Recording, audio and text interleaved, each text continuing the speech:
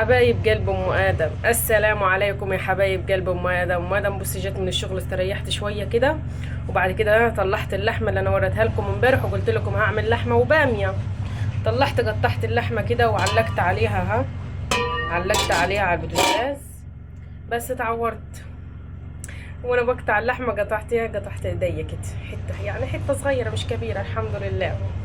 بس وهستنى اللحمه كده لما تتعمل ونعمل باميه وشويه يعني رز كده حلوين بشعريه ونقضيها النهارده. جاي من الشغل على المطبخ على طول، مفيش استئذان.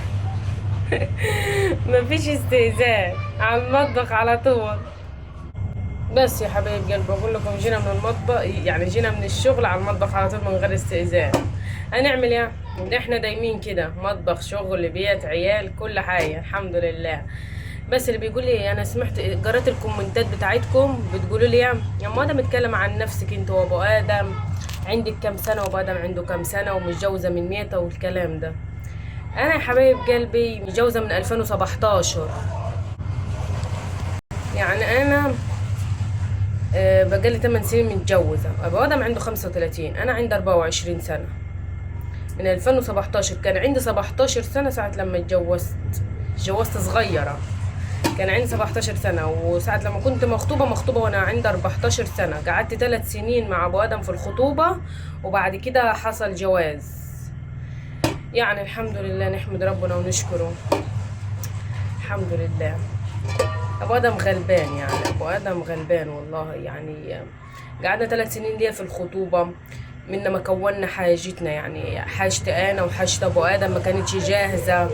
راح أبو آدم جهز حاجته واتجوزنا على طول يا حبايب قلبي. تسلموني وشكرا شكرا. انا بقرا التعليقات بتاعتكم كلها على فكره. في واحده بتقول ام ادم مش بتعرف تقرا، ما يعني مش هترد على تعليقاتكم. لا، انا بقرا كل التعليقات على فكره. اي تعليق بتكتبوه بقراه، عشان عندي برنامج منزله بيقرا لي الكلام. البرنامج ده بيقرا الرسائل وبيقرا كل حاجه، يعني اي تعليق هتكتبوه هقراه. وتسلموا لي على الكومنتات الحلوه والتعليقات الحلوه اللي بتكتبوها لي، وشكرا شكرا على وقفتكم جنبي يا حبايب قلبي. وتسلموا لي واستنونا هوريكم الاكل بتاعنا النهارده. بص كده بعمل البصله عشان اعمل التقليه بتاعت الباميه عشان اخلص.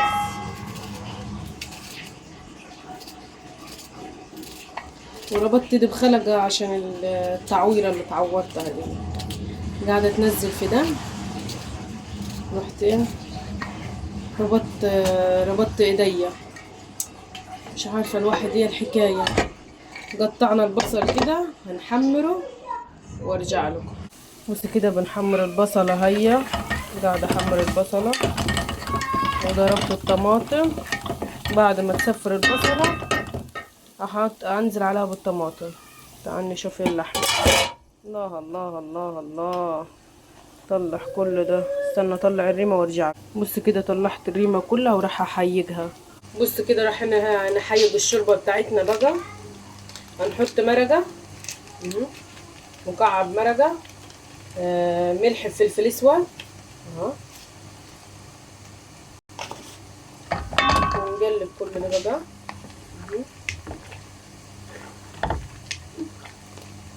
المره دي لحمه صافي من غير مواسير. مفيش مواسير، وده حد بعتها لنا، دي مش مشترياها يعني، حد ذبح يعني هو مرته خلفت. هو كان نادر لما مرته تولد يعني وتقوم بالسلامة هيذبح عيش. راح هو ذبح عيش، راح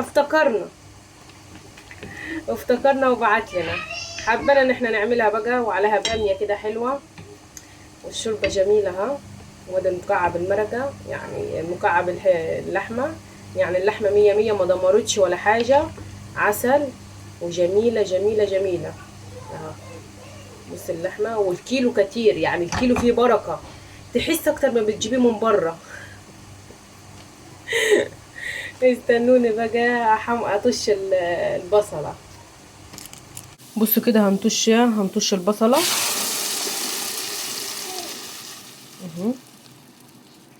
بعد ما اتسبكت الطماطم نزلت بالبامية اهو.